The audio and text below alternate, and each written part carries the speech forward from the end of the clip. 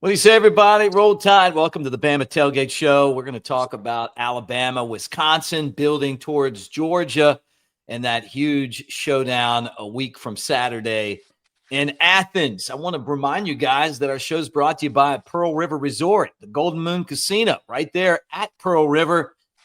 Planning on doing the show there next week. So maybe swing over and say hi to us. Dancing Rabbit Golf Course is there as well. The two awesome courses. You don't have to have a membership to play. An hour and a half from Tuscaloosa, 2 and change from Birmingham. All right, let's get this show started. Let's talk a little Bama football.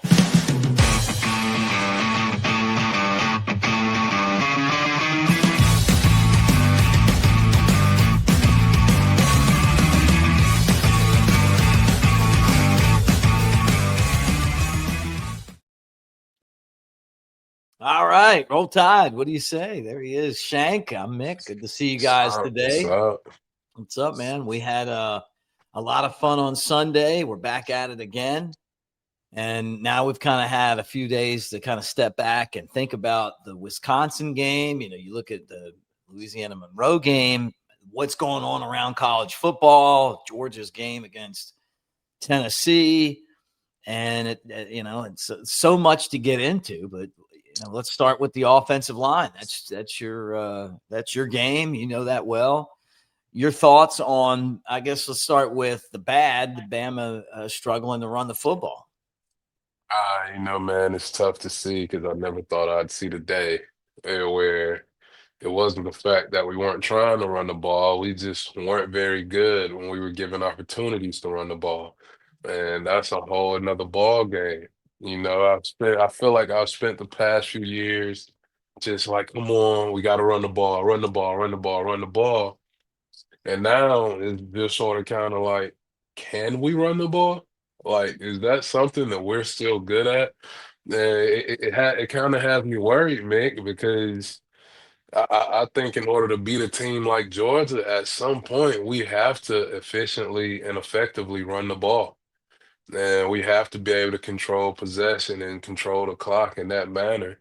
And so it just kind of has me a little worried, man, because as great as Ty is playing against a defense like Georgia, I don't think we can be one-dimensional because they are so good defensively, man.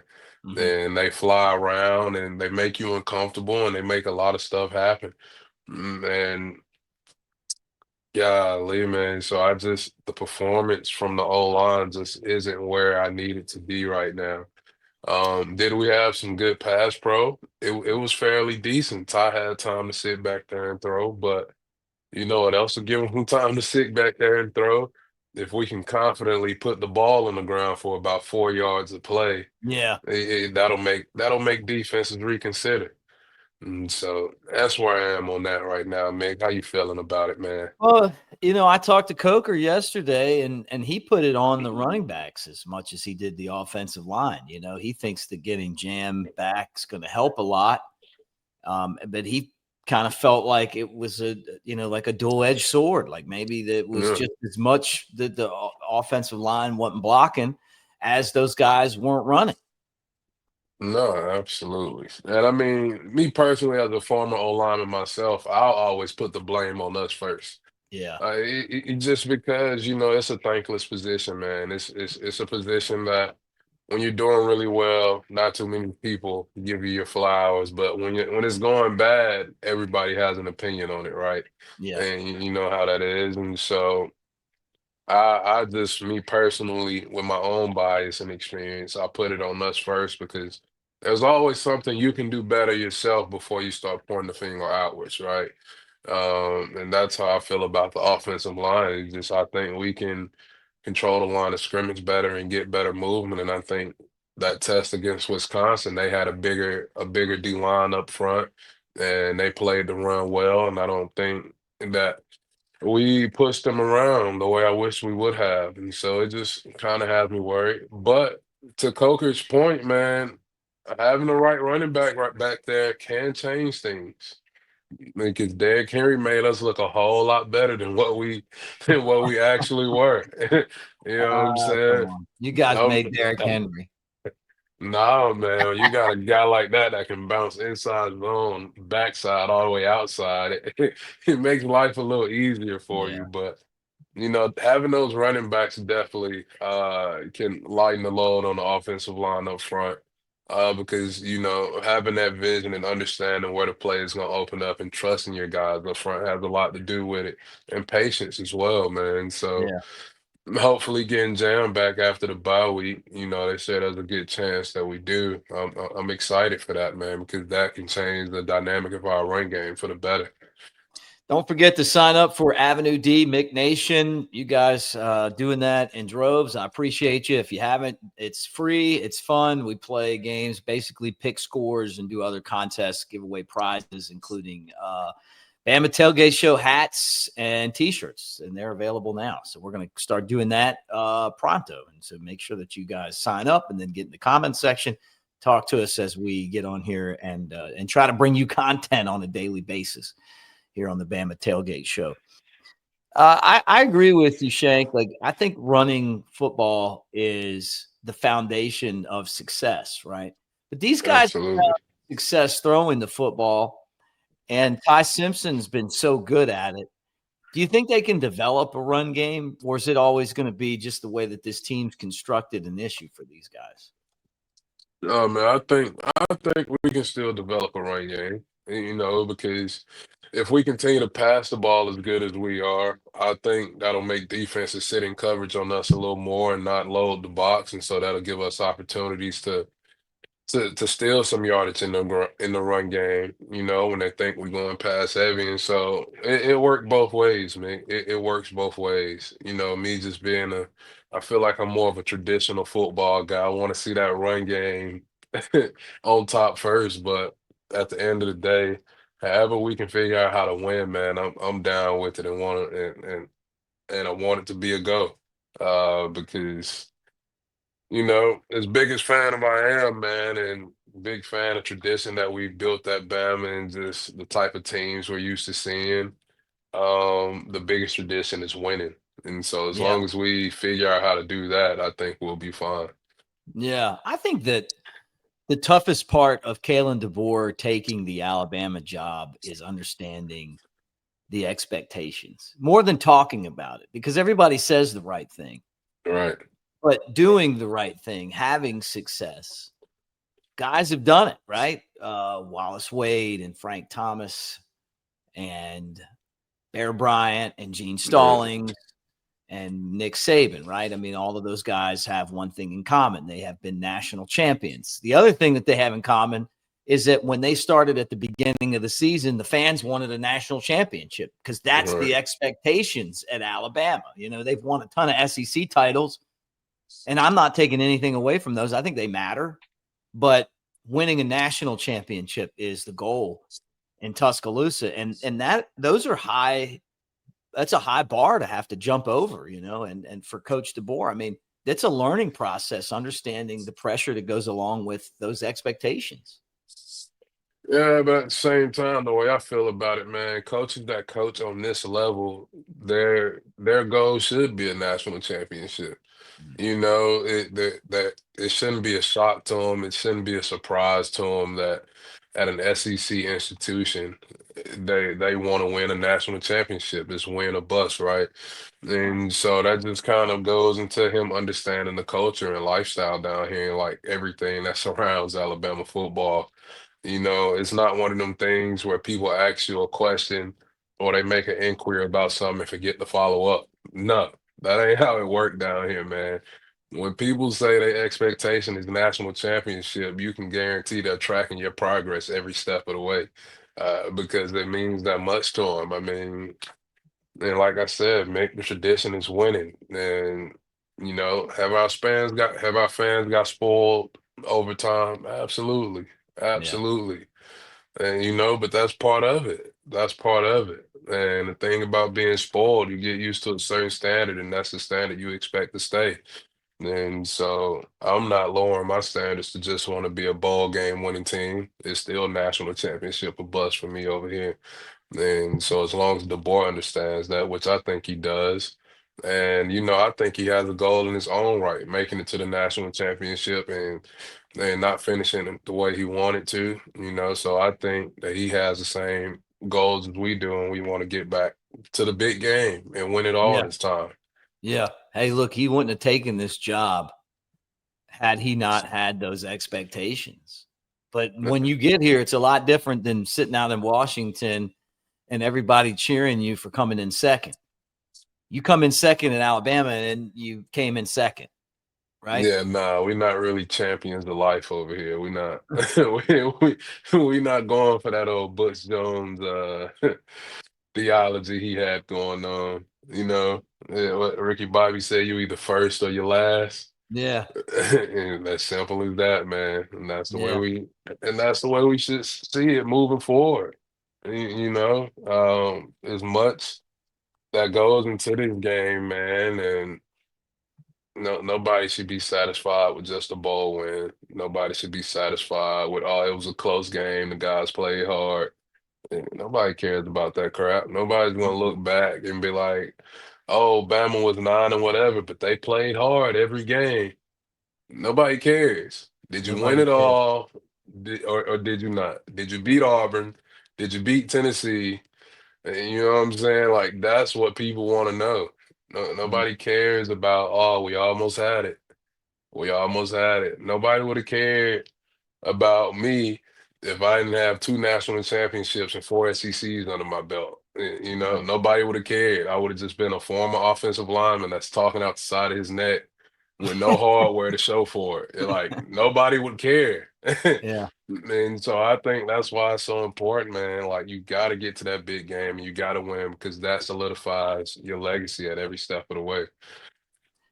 The last time Bama played there was when you guys played there, 2015. And I'm talking about Athens, Georgia. The game's at 6:30, not this Saturday, but next Hmm. Saturday. In Athens, both teams with a week off to game plan, to get everything ready, and then a big showdown in Athens. It was I had a blast when you guys were there. I did a broadcast at the post game show from Mike Johnson's RV in the Nice. very wet parking lot.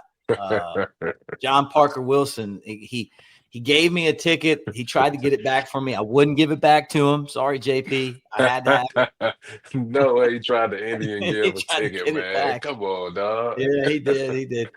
Because I didn't know I was gonna stay. Yeah, Like Barron and Mike and some of our other friends were like, "Hey, he's got a ticket. Just go to the game." And because for me, I would do the pregame show, and if it was close, I could drive back to Tuscaloosa and do the radio right. postgame show from the studio. Yeah, But there was like a window. As soon as I didn't go right away, I was there. yeah. So it was cool. So I had I just bought a brand new pair of boots. I'm wearing them. It got so you remember how it rained so hard. Oh, yeah. Those are the best boots ever, man. They got soaked. They stuck to my leg. I remember when I got them off hours later. I was like, man, these things they melted to my skin and my foot. Ugh. And then you guys ran all over them. Derrick Henry beat those guys up and down the field. I Yep. can remember all those sad dogs leaving the stadium because Alabama had come in again and whooped that ass. Got him again. Spanked them. What do you remember about Spanked them. that game? Man, I remember them wolfing at us before the game started, just basically talking their crap, man. They were and the stadium was packed out. Everybody was so excited. You know what I'm saying? I'm pretty sure like the stadium was blacked out. And I'm just like, golly, we finna whoop their ass. And I was just excited because that was like one of my biggest road games of my career up until that point.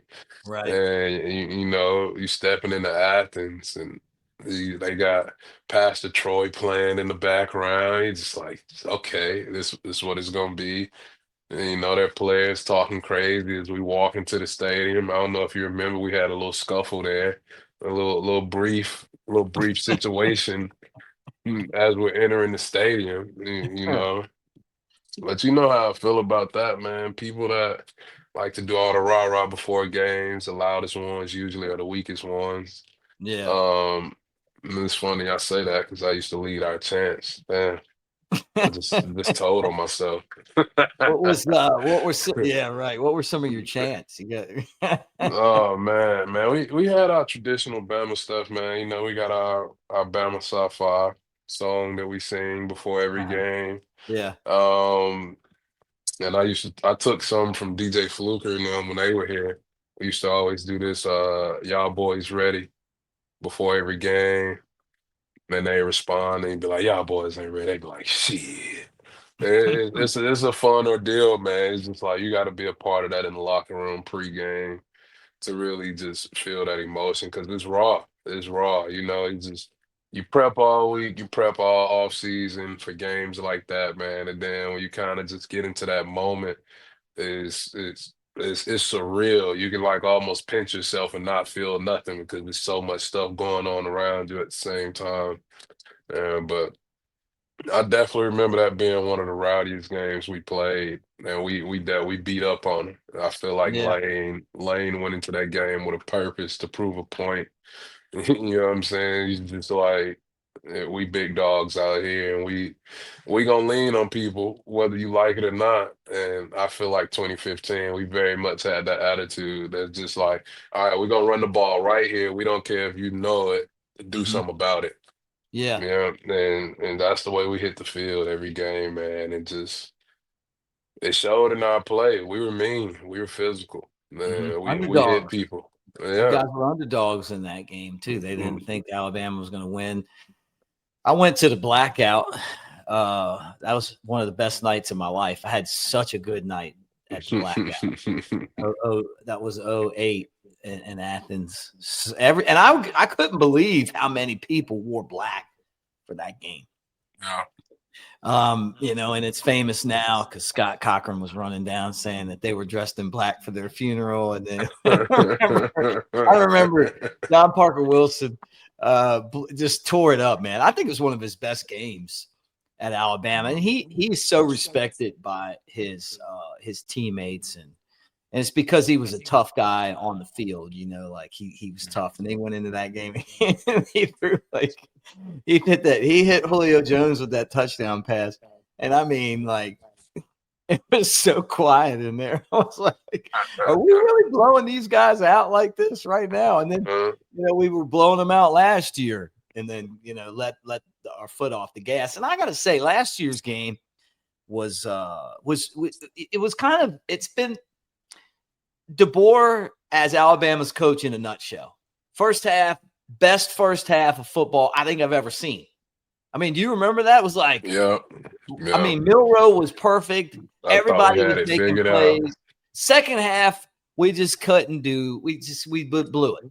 Right? We didn't know what we wanted to do. We didn't hit good. We let them back in the game, and then somehow Ryan Williams made the most incredible play to put us ahead late. When we needed it. Which, by the way, I should probably again tell you guys that you can use our promo code Bama Tailgate to get 20% off at newlifeart.com. They've got that amazing catch as a Daniel Moore print. But it feels like DeBoer's got to get that first half and turn it into two halves. And I'm not just talking about that game against Georgia. I'm talking about throughout his tenure at Alabama. Then you lose to Vandy. But then you play a great game against LSU. And then you lose to Oklahoma. But then you dominate Auburn. Then you lose to Michigan. And then you look terrible against Florida State. You don't even try. Then you score 73 against ULM, who I told you I don't feel sorry for them because they thought it would be funny to put those billboards up when we were going to Shreveport for Independence Bowl. And I said when I was driving by, if I stay in this profession, I'm going to remember that. So they deserved all 73 of those. I would have probably tried to score 100 on them. And then last week was a really good game against Wisconsin. Now what? I mean, he's got to find consistency, and it feels like that game last year exemplifies the shortcoming. No, absolutely, man. I definitely think that's been our toughest thing so far is just consistent performance. And, because it shouldn't take people basically pissing you off in the media for you to play better, for you to want to, you know what I'm saying? It shouldn't take the outside rat poison to get you going. And I just feel like that's the type of team we are right now. We get motivated by external factors, and we don't really have that internal motivation right now to consistently be good, consistently execute, just consistently do all the little things and stick to the details that you have to stick to in order to play winning football. Now, once we figure that out, I think we'll be a very good team again. And I think that's part of the process that we've lost right now. It's the little things, the details. You know what I'm saying? In order to perfect your craft, you can't forget about the details. You just every bigger picture has finer details that you have to pay attention to until we get back to that. And we harp on that, we're gonna struggle, and that's Yep. just facts. You find consistency in the details, the little things, day to day, whether that be football or everyday life, man. It's the little things. If you don't wake up and brush your teeth in the morning, guess what? Your fucking breath stinks. It's simple as that. It's simple as that. Can we call this weekly Coach Shank? Coach Shank talk. I'm gonna do that. I'm gonna drop a bar. I'm gonna drop a bar like that every episode. Every episode. I feel like I need like a little entrance video for you to come in, like for your coach. I mean, we gotta leave it at this.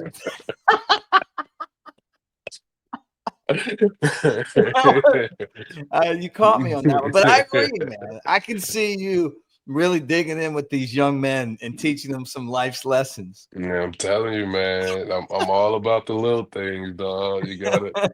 That's the stuff you can't ignore, man. You can't ignore. Oh man. Well, look, Sunday, we'll do it again on Sunday, guys. And we'll be getting ready to preview Bama and Georgia. So that's what we're heading to. It'll start Bama Georgia week, and the Crimson Tide will try to win. I want to tell you guys about our friends at AveD Coach. They contacted me, and it's been great. As a matter of fact, when I'm done this, I'm going to the gym. I'm going to say, hey, Evan, give me a chest and tricep workout. I got dumbbells and I got a free press here, and they're going to make up a whole routine, just like I have a personal trainer like Scott Cochran right there in my hand. Shank, see you on Sunday, man. Good luck on Friday. Roll Tide. Appreciate you. Roll Tide. We're presented by AveD Coach, and you can tell I'm slimming up over here, and it's because of AveD Coach. This is absolutely amazing. It's your personal trainer that is with you 24/7. So when I go to hotels or when I'm on the road, I type in, hey, look, I got equipment. This is what I have, and it'll make a workout specifically for me, what I want, what exercises I want. When I'm at home or I'm in a hotel and there's no way I can get to the gym, it'll say, hey, this is what I want to work on today, and it sends you personalized workout plans. It's really awesome. And they contacted me a few weeks ago to be a spokesman. I said, well, I want to try this. AveD Coach is fantastic. Like, I use it all the time. I mean, and if I'm telling you, man, like, it makes working out when you are on the go like me so much better. Just because I don't always know I didn't play football at Alabama. I didn't have Scott Cochran yelling, yeah, and telling me what workouts to do. So anyway, I'm going to put in the body on the YouTube all about AveD Coach. Get you guys signed up there, but tell them you heard it on Bama Tailgate. When you head to the Smoky Mountains, it's only natural to visit Sevierville. Even we had to check it out. And we've been here our whole lives. Experience the adventure of a lifetime. I'm king of the world. Even you can get a bird's eye view of the Smokies. You're going down, Billy. Whoa. Your Smokies start here.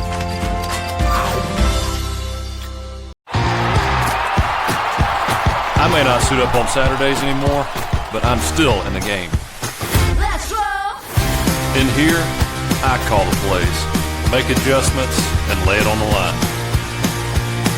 Want to feel that fire, that rush?